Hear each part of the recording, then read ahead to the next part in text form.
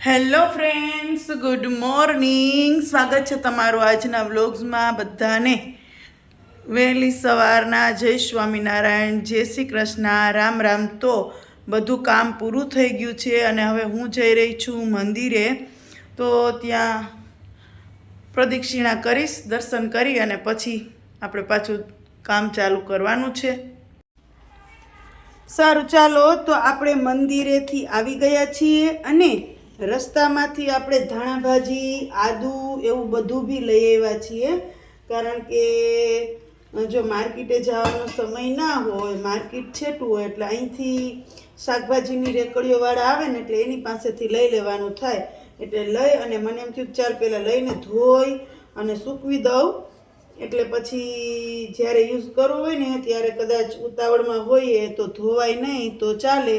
એટલે અત્યારે જો ધોઈ અને સૂકવી દીધું. આજે મારે ઘણું જ બધું એક સ્પેશિયલ આઈટમ બનાવવાની છે જે શિયાળામાં બધાની ઘરે બનતી હોય.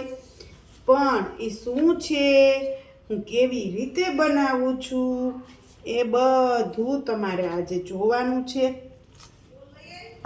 તો આખા વિડીયોમાં જોડાયેલા રહેજો અને મારી રેસીપી કેવી લાગી એ કમેન્ટમાં કહેજો અને એ કેવું બન્યું છે એ પણ જરૂરથી કહેજો. એટલે જેથી કરીને મને એમ થાય કે નહીં, આ રેસીપી જે લોકોએ આખી જોઈ છે એને એમ થયું છે કે મેં કેવું બનાવ્યું છે, મારી બનાવવાની રીત કેવી છે, એ બધું તમને ખ્યાલ આવી જાય. તો ચાલો આપણે અડદની દાળને દરવા માંડ્યા છીએ ફટાફટથી. એટલે હવે તમને થોડો ઘણો અંદાજો આવી ગયો હશે કે અત્યારે શિયાળામાં અડદની દાળ દરીને બાયું શું બનાવતી હોય, તો કે અડદિયા. હા, હું અડદિયા બનાવવાની તૈયારી કરું છું. આજે અડદિયા બનાવી નાખું તો કાલે મહેમાન આવવાના હોય તો પછી બધું સહેલું પડે ને. કારણ કે અડદિયા બનાવતા એક આખો ટક વયો જાય અને મહેમાન આવ્યા હોય ને પછી આપણે અડદિયા બનાવીએ ને પછી અડદિયા કંઈએ ઠરે ને પછી કંઈએ મહેમાનને દઈએ, એના કરતાં આગલે દિવસે બનાવી લેવાના. તો અડદિયા બનાવવા માટે આપણે બધી આઈટમ તૈયાર કરી નાખી છે, સિવાય કે ગુંદ. હા, હું અડદિયામાં ગુંદ નથી નાખતી કારણ કે મારા ઘરમાં ગુંદ કોઈને ભાવતો નથી, દળેલો પણ નથી ભાવતો, આખો તળેલો પણ નથી ભાવતો, એટલે હું ગુંદ નાખતી જ નથી. અને પછી મેં છે ને એક લોયામાં એક પોણા કિલા જેટલું ઘી અત્યારે તો ઓગાળવા મૂકી દીધું ને એમાં સીધો લોટ નાખી દીધો છે. પછી જેમ ઘી જોહે ને એમ હું નાખીશ. અત્યારે તો બહુ વાંધો નથી, હવે પછી જેમ જોહે એમ નાખતું જવાનું છે. તો આજ છે ને હું અડદિયા તમને આમ જે લોકો એને છે ને અડદિયા બનાવવાનું અલગ અલગ રીત હોય બધાની. કોઈ ધાબો આપે, કોઈ એમનેમ લોટ શેકવા માંડે, પણ મેં છે ને આજે કેમ એમનેમ લોટ શેકીને બનાવું છું. અને દૂધ હું ક્યારે નાખું છું એ જ ખાસ જોવાનું છે તમારે લોકોને. અને દૂધ હું ક્યારે નાખું છું, કેટલું નાખું છું, જો આપણે ઘીની જરૂર પડતી જાય છે એમ ઘી આપણે સીધું ડાયરેક્ટ મિલ્કનમાંથી ઠલવતા જઈએ છીએ. કદાચ વધુ થઈ જાય તો એ ખાવાના તો આપણે જ છીએ અને બીજાને ખાવાના હોય તો એ વ્યવસ્થિત જ બનાવાય ને. બનાવવું હોય તો થોડું ઓછું બનાવાય પણ સારું બનાવાય એમ. એટલે જો હવે ઇઝીથી મને છે ને લોટ શેકવામાં સહેલું પડે છે. એટલે હું આસાનીથી નિરાતે જેમ ઘી જોતું જાય એમ શેકતી જાઉં છું લોટ. અને સાથે મેં બાજુમાં એક મોટું તપેલું લીધું છે અને એમાં પોણી પાલી ખાંડ નાખી છે.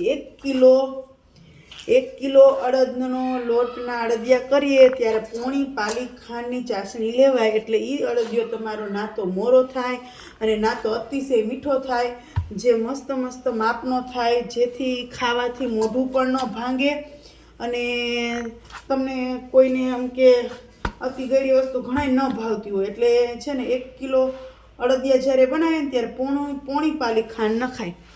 અને ઘી તો કિલો જોઈએ ને કિલોથી સહેજ વધુ હોય તો બી ઘી તો ગમે એટલું હોય તોય હાલે, એમાં ઘીનું નથી સવાલ, પણ ઓછામાં ઓછું કિલો ઘી તો જોઈએ જ. અને અત્યારે મેં જો ગાયનું દૂધ હતું મારા ઘરે, અમારા ગાય છે એટલે અમારે ગાયનું દૂધ વાપરવાનું હોય. એટલે પછી મેં 2 પ્યાલા જેટલું દૂધ લઈ અને થોડો ઘણો લોટ શેકાવા આવ્યો ને એટલે મેં ફટાફટથી છે ને દૂધ નાખી દીધું. દૂધ નાખ્યા પછી થોડીક હલાવવાની સાડ રાખવી પડે કારણ કે એ ઘીને ખેંચી લે.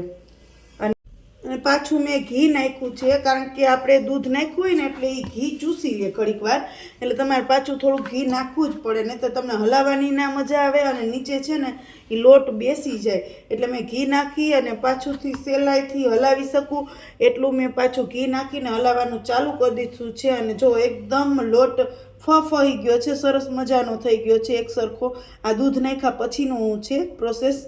જો એકદમ હજી આપણે આને એકદમ બ્રાઉન વધારે થવા દેવાનું છે, કારણ કે અડદનો લોટ છે ને થોડોક વધારે શેકાવા દેવો પડે. જો આટલો શેકાણો હજી મારે થોડોક વધારે શેકાવા દેવો જો, કારણ કે આટલો લોટ શેકાઈ જઈને લઈ લ્યો ને તો એ સેજ કાચા જેવું વ્હાઇટનેસ ઉપર લાગે.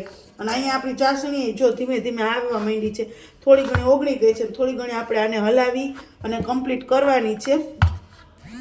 તો લોટ શેકાઈ ગયો અને ચાસણી લેવાઈ ગઈ. ચાસણી કેવી રીતે લેવી ને એ પણ એક જોવાની ખૂબી છે કે એક તાર થાય ને એટલી લેવાય, કારણ કે શિયાળામાં ઘીનો ભાગ હોય અને ઘી શિયાળામાં તમને ખબર છે કે જામી જાય તરત. એટલે જો કડક ચાસણી લેવાઈ જાય ને તો તમારો અડદિયા ગરમ હશે ને તો તમે વારી નહીં હગો ને ઢેફું થઈ જાય. એટલે માપની ચાસણી લેવાની, એક તાર થાય એટલી. જો આપણે મેં હમણાં તમને બતાવ્યું એ માપની ચાસણી. અને લોટ શેકાઈ ગયો ને એમાં મેં કાજુ ને બદામ ને બધું ડ્રાયફ્રૂટ નાખી દીધું અને પછી નાખી દીધી સૂંઠ પાવડર. સૂંઠ પાવડર જેટલો બને ને એટલો ન ખાય, કારણ કે ઓમ તો આપણા છોકરા કે ઘરમાં કે સૂંઠ પાવડરનો વપરાશ થતો ના હોય. એટલે જો તમે અડદિયા બનાવો એમાં સૂંઠ પાવડર નાખો ને તો એ સારું, પચવામાંય સારું અને સ્વાસ્થ્ય માટે અત્યારે શિયાળામાં સારું. એટલે સૂંઠ પાવડર તો ન ખાય જ, એનો એક અલગ જ ટેસ્ટ આવે, સરસ ટેસ્ટ આવવા માંડે એટલા માટે. એટલે મેં પાછો એક ચમચી નાખ્યું કે હાલને હવે ઓમ તો ખાઈ નહીં પાછો, એટલે નાખી દીધું પાછું સૂંઠ પાવડર. અને ચાસણી આપણી આવી ગઈ છે. જો આમ જોઉં છું વારે વારે, આમ તો ધગી જાય ચાસણી ચેક કરતા હોય ને, એટલે જો તમને બતાવું. જો આપણે આ એક તારની ચાસણી આવી ગઈ છે અડદિયા માટે. એટલે હવે આપણે આને બંધ કરી દઈએ અને હવે છે ને આ ચાસણી ઠરી ગઈ હતી એટલે હવે આપણે અડદિયામાં મિક્સ કરી દઈએ. અને એકદમથી પછી એને છે ને લોયામાં નાખી અને હવે ચાસણી થોડીક ઠરી ગઈ હતી એટલે અડદિયા ઠરવામાં વાર નહીં લાગેલું. એકદમ ગરમા ગરમ તમે ચાસણી નાખો ને તો બી થોડુંક ઓલું થાય, એટલે ગમે ત્યારે ચાસણીને થોડીક ઠરવા દેવાની અને પછી જો આમ હલાવી નાખવાની એકદમ. એટલે આપણા અડદિયા ઓલરેડી તૈયાર જ છે, પણ હવે આપણે આને શું કરવાનું છે તો કે હવે આને છે ને ઠરવા દેવાના છે. આ ઠરશે ત્યારે વરસે, ત્યાં સુધી તો નહીં વરે. અને ત્યાં સુધીમાં આ ચાસણી વ્યવસ્થિત મિક્સ કરી નાખીએ ચમચેથી હલાવીને. એટલે મેં તો જો આવી રીતના અડદિયા બનાવ્યા છે અને હું વાલી વખતે આવી રીતના બનાવું છું. ગામડે મમ્મી પપ્પાને મોકલું છું, મમ્મી પપ્પાની પણ એમ કહે છે કે સોના તારા અડદિયા બહુ મસ્ત થાય. એકાદા બે સગાવાલા એ ખાધા હતા તો એ કે સોના ભાભીના અડદિયા મસ્ત થાય. તો જો આપણો મસ્ત બ્રાઉન કલરનો શેકાઈ ગયો છે અને હવે ઠરવા મૂકી દેવાનું છે. પછી આપણે આને વારવાના છે, પણ મને એમ થાય કે હજી ઠરે ને ત્યાં હું મારે ધાણા ભાજી ને એવું થોડું ઘણું શાકભાજી છે ને એ સુધારી નાખું, ત્યાં મારે અડદિયા ઠરી જાય તો હું વારી લઉં. એટલે ઘણી વખત છે ને વસ્તુ તો એક ને એક વપરાતી હોય, પણ બનાવવાવાળા વ્યક્તિની રીતથી વસ્તુ કેવી બને ને એ જોવાનું હોય. કે તમને બધું મટીરિયલ તો તૈયાર કરીને આપી દે, પણ તમારી બનાવવાની રીત કેવી છે ને એ સાચું છે. કે તમે લોટ કેટલો શેકો છો, તમે એમાં ખાંડ કેટલી નાખો છો, તમે ચાસણી કેટલા ટાઈપની લ્યો છો. ઘણાને ઢીલી રહી જતી હોય, ઘણાને કડક રહી જતી હોય. એટલે ખરેખર ચાસણીનું ને લોટ શેકવાનું મહત્ત્વ છે. જો આપણા જોરદાર થઈ ગયા અડદિયા, મોઢામાં પાણી આવી જતા હશે તમને. આ જોવાવાળાને જેને ભાવતા હશે નહીં તો હું વાત જ કરું. મને જેમ થાય જલ્દી ભગવાનને ધરીને એક વખત ખાઈ લઉં એમ.